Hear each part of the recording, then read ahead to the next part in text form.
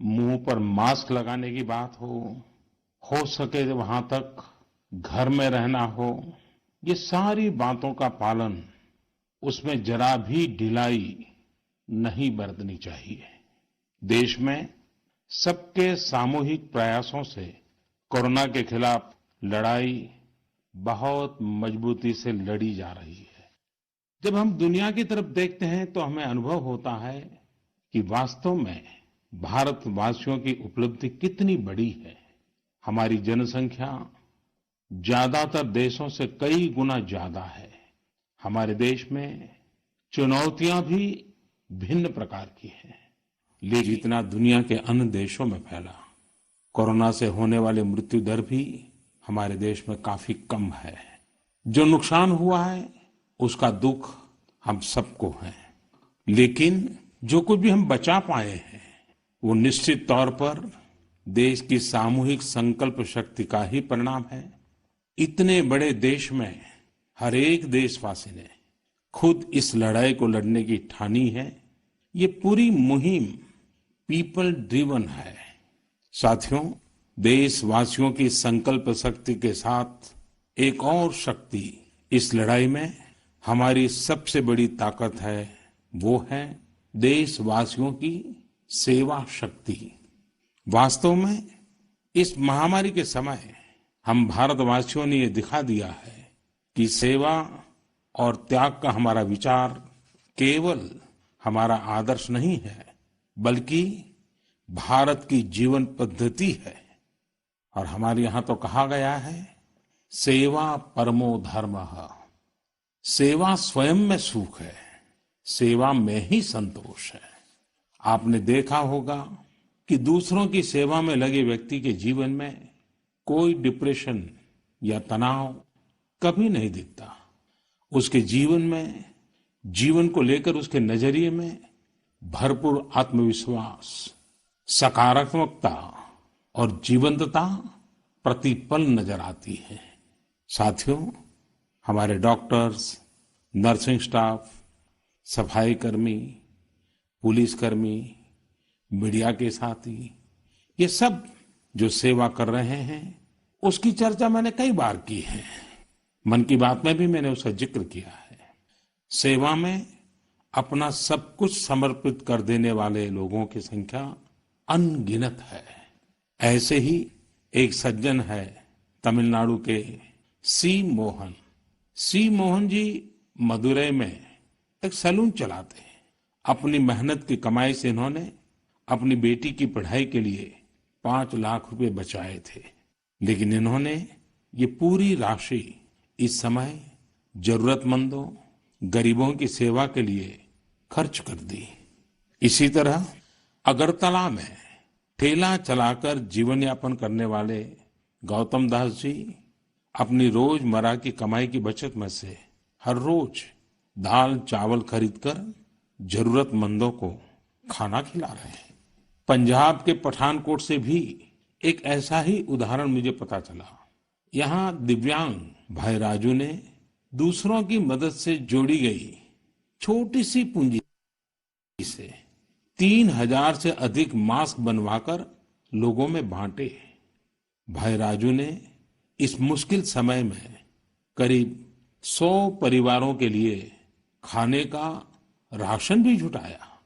देश के सभी इलाकों से विमेन सेल्फ हेल्प ग्रुप के परिश्रम की भी अनगिनत कहानियां इन दिनों हमारे सामने आ रही है।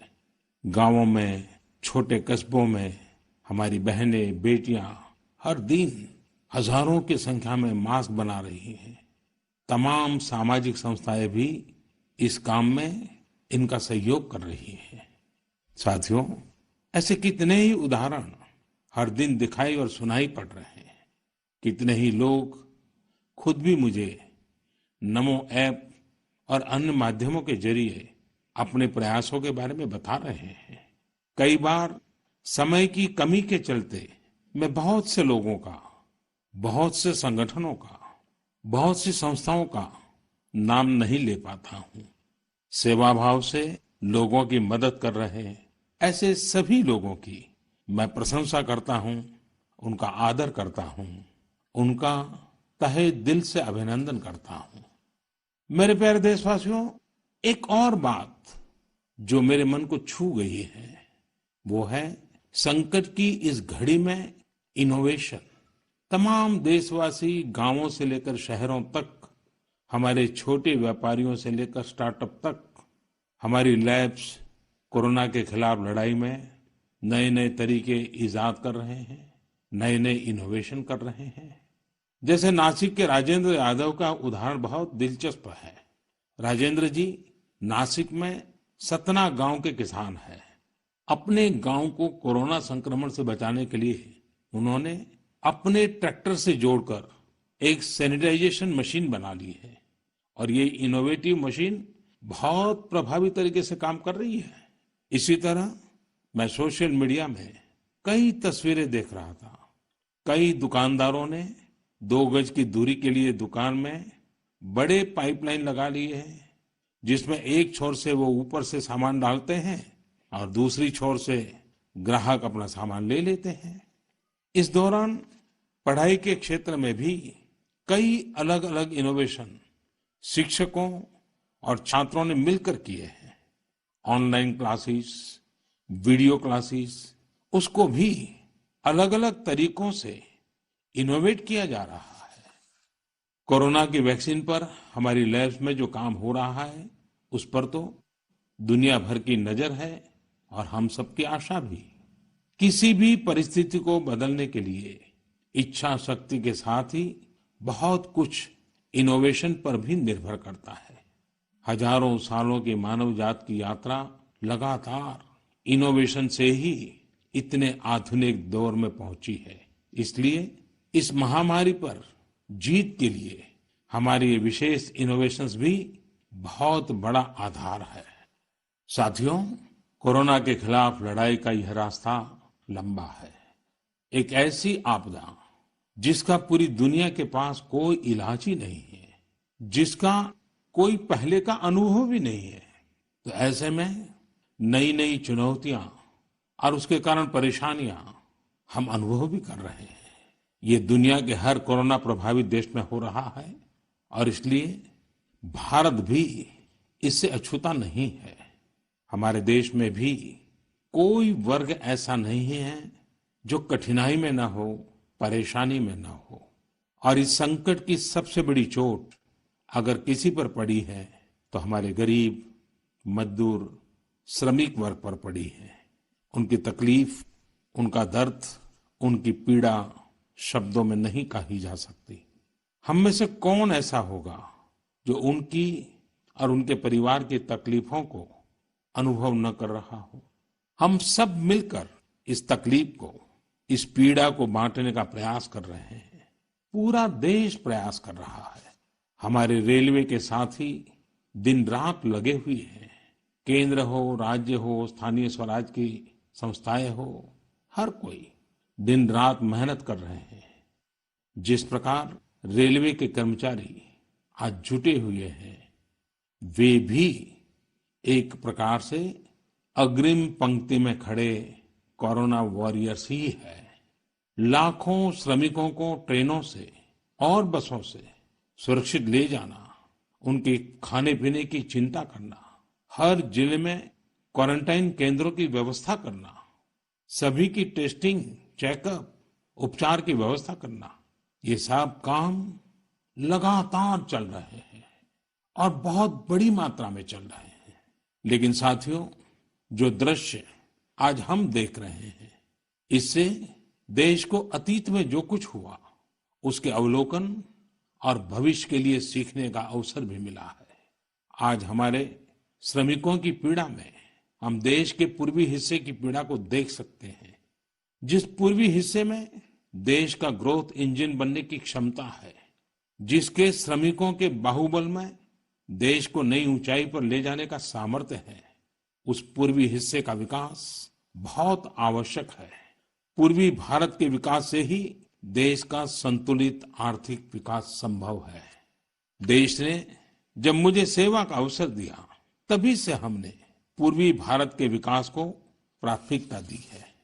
मुझे संतोष है कि बीते वर्षों में इस दिशा में बहुत कुछ हुआ है और अब प्रवासी मजदूरों को देखते हुए बहुत कुछ नए कदम उठाना भी आवश्यक हो गया है और हम लगातार उस दिशा में आगे बढ़ रहे हैं। जैसे कहीं श्रमिकों की स्किल मैपिंग का काम हो रहा है, कहीं स्टार्टअप्स इस काम में जुटे हैं, कहीं माइग्रेशन कमीशन बनाने की बात हो रही है। इसके अलावा केंद्र सरकार ने अभी जो फैसले लिए हैं उससे भी गांवों में रोजगार, स्वरोजगार, लघु उद्योगों से जुड़ी विशाल संभावनाएं खुली हैं। ये फैसले इन स्थितियों के समाधान के लिए हैं, आत्मनिर्भर भारत के लिए हैं। अगर हमारे गांव आत्मनिर्भर होते, हमारे कस्बे, हमारे जिले, हमारे राज्य आत्मनिर्भर होते तो अनेक समस्याओं ने वो रूप नहीं लिया होता जिस रूप में वो आज हमारे सामने खड़ी है। लेकिन अंधेरे से रोशनी की ओर बढ़ना मानव स्वभाव है। तमाम चुनौतियों के बीच मुझे खुशी है कि आत्मनिर्भर भारत पर आज देश में व्यापक मंथन शुरू हुआ है। लोगों ने अब इसे अपना अभियान बनाना शुरू किया है। इस मिशन का नेतृत्व देशवासी अपने हाथ में ले रहे हैं। बहुत से लोगों ने तो ये भी बताया है कि उन्होंने जो जो सामान उनके इलाके में बनाए जाते हैं उनकी एक पूरी लिस्ट बना ली है।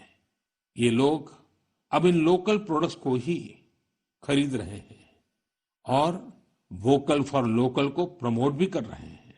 मेक इन इंडिया को बढ़ावा मिले, इसके लिए सब कोई अपना अपना संकल्प जता रहा है। बिहार के हमारे एक साथी श्रीमान हिमांशु ने मुझे नमो ऐप पर लिखा है कि वो एक ऐसा दिन देखना चाहते हैं जब भारत विदेश से आने वाले आयात को कम से कम कर दे, चाहे पेट्रोल, डीजल, ईंधन का आयात हो, इलेक्ट्रॉनिक आइटम्स का आयात हो, यूरिया का आयात हो या फिर खाद्य तेल का आयात हो। मैं उनकी भावनाओं को समझता हूं। हमारे देश में कितनी ही ऐसी चीजें बाहर से आती हैं जिन पर हमारे ईमानदार टैक्स पेयर्स का पैसा खर्च होता है, जिनका विकल्प हम आसानी से भारत में तैयार कर सकते हैं। असम के सुदीप ने मुझे लिखा है कि वो महिलाओं के बनाए हुए लोकल बैम्बू प्रोडक्ट्स का व्यापार करते हैं और उन्होंने तय किया है कि आने वाले 2 वर्ष में वे अपने बैम्बू प्रोडक्ट को एक ग्लोबल ब्रांड बनाएंगे। मुझे पूरा भरोसा है आत्मनिर्भर भारत अभियान इस दशक में देश को नई ऊंचाई पर ले जाएगा। मेरे प्यारे देशवासियों, कोरोना संकट के इस दौर में मेरी विश्व के अनेक नेताओं से बातचीत हुई है, लेकिन मैं एक सीक्रेट जरूर आज बताना चाहूंगा। विश्व के अनेक नेताओं की जब बातचीत होती है तो मैंने देखा इन दिनों उनकी बहुत ज्यादा दिलचस्पी योग और आयुर्वेद के संबंध में होती है। कुछ नेताओं ने मुझसे पूछा कि कोरोना के इस काल में ये योग और आयुर्वेद कैसे मदद कर सकते हैं। साथियों, अंतर्राष्ट्रीय योग दिवस जल्द ही आने वाला है। योग जैसे जैसे लोगों के जीवन से जुड़ रहा है, लोगों में अपने स्वास्थ्य को लेकर जागरूकता भी लगातार बढ़ रही है। अभी कोरोना संकट के दौरान भी ये देखा जा रहा है कि हॉलीवुड से हरिद्वार तक घर में रहते हुए लोग योग पर बहुत गंभीरता से ध्यान दे रहे हैं। हर जगह लोगों ने योग और उसके साथ साथ आयुर्वेद के बारे में और ज्यादा जानना चाहा है, उसे अपनाना चाहा है। कितने ही लोग जिन्होंने कभी योग नहीं किया, वे भी या तो ऑनलाइन योग क्लास से जुड़ गए हैं या फिर ऑनलाइन वीडियो के माध्यम से भी योग सीख रहे हैं। सही में योग कम्युनिटी, इम्यूनिटी और यूनिटी सबके लिए अच्छा है। साथियों, कोरोना संकट के इस समय में योग आज इसलिए भी ज्यादा अहम है क्योंकि ये वायरस हमारे रेस्पिरेटरी सिस्टम को सबसे अधिक प्रभावित करता है। योग में तो रेस्पिरेटरी सिस्टम को मजबूत करने वाले कई तरह के प्राणायाम है जिनका असर हम लंबे समय से देखते आ रहे हैं। ये टाइम टेस्टेड टेक्निक्स हैं जिसका अपना अलग महत्व है। कपालभाति और अनुलोम विलोम प्राणायाम से अधिकतर लोग परिचित होंगे, लेकिन भस्त्रिका, शीतली, भ्रामरी, जैसे कई प्राणायाम के प्रकार है, जिसके अनेक लाभ भी है, वैसे आपके जीवन में योग को बढ़ाने के लिए आयुष मंत्रालय ने भी इस बार एक अनोखा प्रयोग किया है। आयुष मंत्रालय ने माय लाइफ माय योग नाम से अंतर्राष्ट्रीय वीडियो ब्लॉग उसकी प्रतियोगिता शुरू की है। भारत ही नहीं, पूरी दुनिया के लोग इस प्रतियोगिता में हिस्सा ले सकते हैं। इसमें हिस्सा लेने के लिए आपको अपना 3 मिनट का एक वीडियो बना करके अपलोड करना होगा। इस वीडियो में आप जो योग या आसन करते हुए वो करते हुए दिखाना है और योग से आपके जीवन में जो बदलाव आया है उसके बारे में भी बताना है। मेरा आपसे अनुरोध है, आप सभी इस प्रतियोगिता में अवश्य भाग लें और इस नए तरीके से अंतर्राष्ट्रीय योग दिवस में आप हिस्सेदार बनिए। साथियों, हमारे देश में करोड़ों करोड़ गरीब दशकों से एक बहुत बड़ी चिंता में रहते आए हैं। अगर बीमार पड़ गए तो क्या होगा? अपना इलाज कराएं या फिर परिवार के लिए रोटी की चिंता करें? इस तकलीफ को समझते हुए इस चिंता को दूर करने के लिए ही करीब 1.5 साल पहले आयुष्मान भारत योजना शुरू की गई थी। कुछ ही दिन पहले आयुष्मान भारत के लाभार्थियों की संख्या 1 करोड़ के पार हो गई है। 1 करोड़ से ज्यादा मरीज मतलब देश के 1 करोड़ से अधिक परिवारों की सेवा हुई है। 1 करोड़ से ज्यादा मरीज का मतलब क्या होता है मालूम है? 1 करोड़ से ज्यादा मरीज मतलब नॉर्वे जैसा देश, सिंगापुर जैसा देश, उसकी जो टोटल जनसंख्या है उससे 2 गुना लोगों को मुफ्त में इलाज दिया गया है। अगर गरीबों को अस्पताल में भर्ती होने के बाद इलाज के लिए पैसे देने पड़ते, इनका मुफ्त इलाज नहीं हुआ होता, तो उन्हें एक मोटा मोटा अंदाज है करीब करीब 14,000 करोड़ रुपए से भी ज्यादा अपनी जेब से खर्च करने पड़ते हैं। आयुष्मान भारत योजना ने गरीबों के पैसे खर्च होने से बचाए हैं। मैं आयुष्मान भारत के सभी लाभार्थियों के साथ साथ मरीजों का उपचार करने वाले सभी डॉक्टरों, नर्सेज और मेडिकल स्टाफ को भी बधाई देता हूं। आयुष्मान भारत योजना के साथ एक बहुत बड़ी विशेषता पोर्टेबिलिटी की सुविधा भी है। पोर्टेबिलिटी ने देश को एकता के रंग में रंगने में भी मदद की है। यानी बिहार का कोई गरीब अगर चाहे तो उसे कर्नाटका में भी वही सुविधा मिलेगी जो उसे अपने राज्य में मिलती। इसी तरह महाराष्ट्र का कोई गरीब चाहे तो उसे इलाज की वही सुविधा तमिलनाडु में मिलती। इस योजना के कारण किसी क्षेत्र में जहां स्वास्थ्य की व्यवस्था कमजोर है, वहां के गरीब को देश के किसी भी कोने में उत्तम इलाज कराने की सहूलियत मिलती है। साथियों, आप ये जानकर हैरान रह जाएंगे कि 1 करोड़ लाभार्थियों में से 80% लाभार्थी देश के ग्रामीण इलाकों के हैं। इनमें भी करीब करीब 50% लाभार्थी हमारी माताएं, बहनें और बेटियां हैं। इन लाभार्थियों में ज्यादातर लोग ऐसी बीमारियों से पीड़ित थे जिनका इलाज सामान्य दवाओं से संभव नहीं था। इनमें से 70% लोगों की सर्जरी की गई है। आप अनुमान लगा सकते हैं कि कितनी बड़ी तकलीफों से इन लोगों को मुक्ति मिली है। मणिपुर के चुरा चांदपुर में 6 साल के बच्चे केलेनसांग, उसको भी इसी तरह आयुष्मान योजना से नया जीवन मिला है। केलेनसांग को इतनी छोटी उम्र में ब्रेन की गंभीर बीमारी हो गई। इस बच्चे के पिता दिहाड़ी मजदूर हैं और मां बुनाई का काम करती हैं। ऐसे में बच्चे का इलाज कराना बहुत कठिन हो रहा था, लेकिन आयुष्मान भारत योजना से अब उनके बेटे का मुफ्त इलाज हो गया है।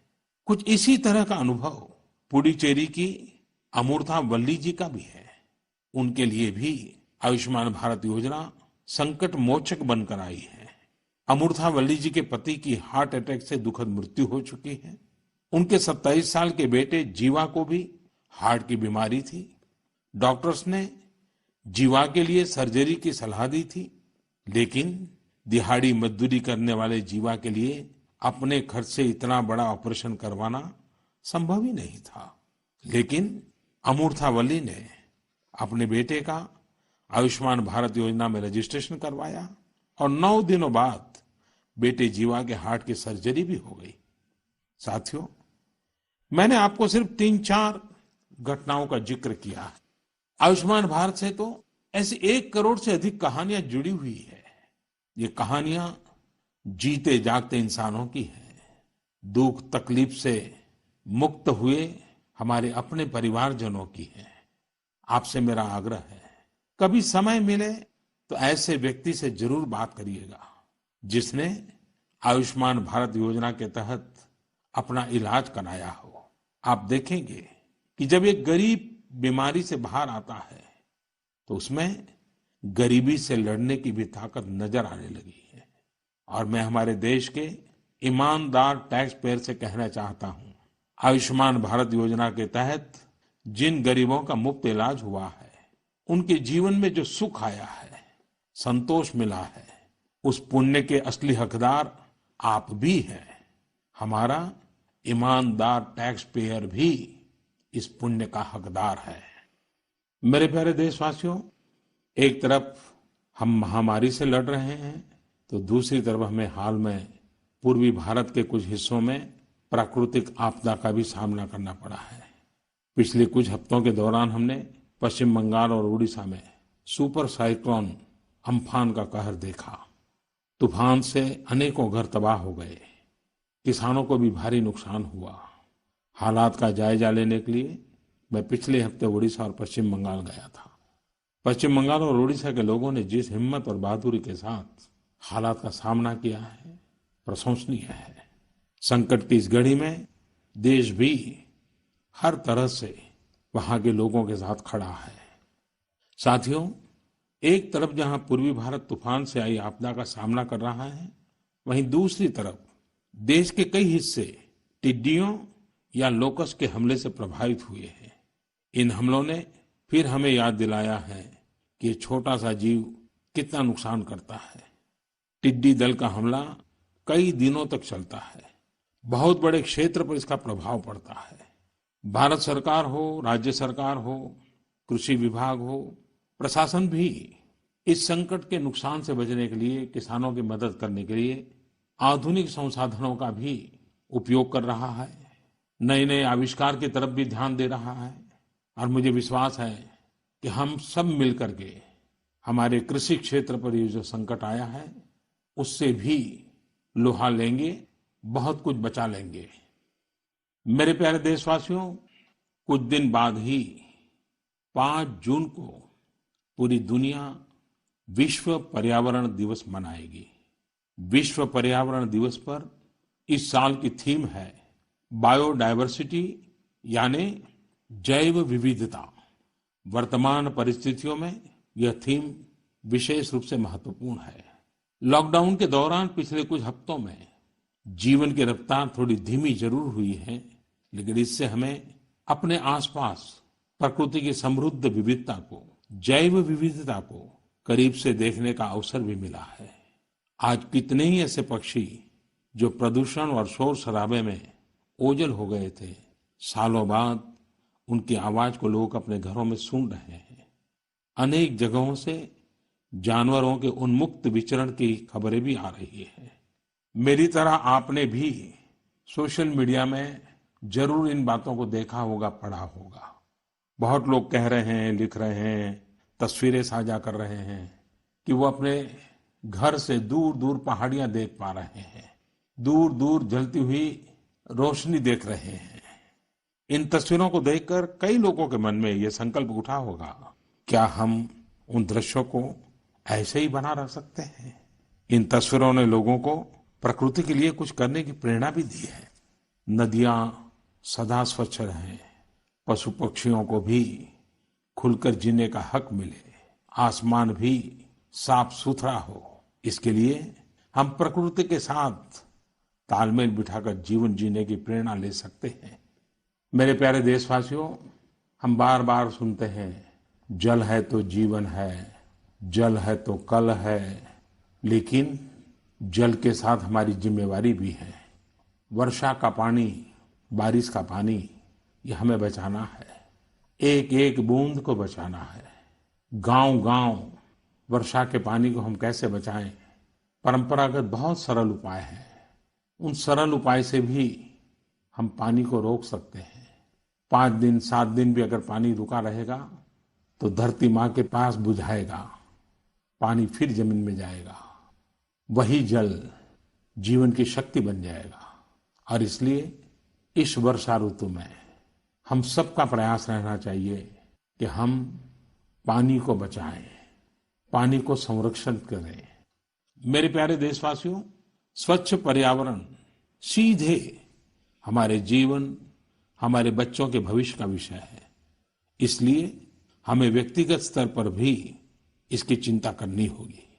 मेरा आपसे अनुरोध है कि इस पर्यावरण दिवस पर कुछ पेड़ अवश्य लगाएं और प्रकृति की सेवा के लिए कुछ ऐसा संकल्प अवश्य लें जिससे प्रकृति के साथ आपका हर दिन का रिश्ता बना रहे। हाँ, गर्मी बढ़ रही है, इसलिए पक्षियों के लिए पानी का इंतजाम करना मत भूलिएगा। साथियों, हम सबको ये भी ध्यान रखना होगा कि इतनी कठिन तपस्या के बाद, इतनी कठिनाइयों के बाद देश ने जिस तरह हालत संभाला है, उसे बिगड़ने नहीं देना है। हमें इस लड़ाई को कमजोर नहीं होने देना है। हम लापरवाह हो जाएं, सावधानी छोड़ दें, ये कोई विकल्प नहीं है। कोरोना के खिलाफ लड़ाई अब भी उतनी ही गंभीर है। आपको, आपके परिवार को कोरोना से अभी भी उतना ही गंभीर खतरा हो सकता है। हमें हर इंसान की जिंदगी को बचाना है। इसलिए 2 गज की दूरी, चेहरे पर मास्क, हाथों को धोना, इन सब सावधानियों का वैसे ही पालन करते रहना है जैसे अभी तक करते आए हैं। मुझे पूरा विश्वास है कि आप अपने लिए, अपनों के लिए, अपने देश के लिए ये सावधानी जरूर रखेंगे।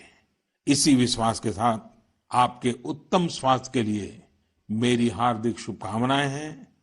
अगले महीने फिर एक बार मन की बात अनेक नए विषयों के साथ जरूर करेंगे। धन्यवाद।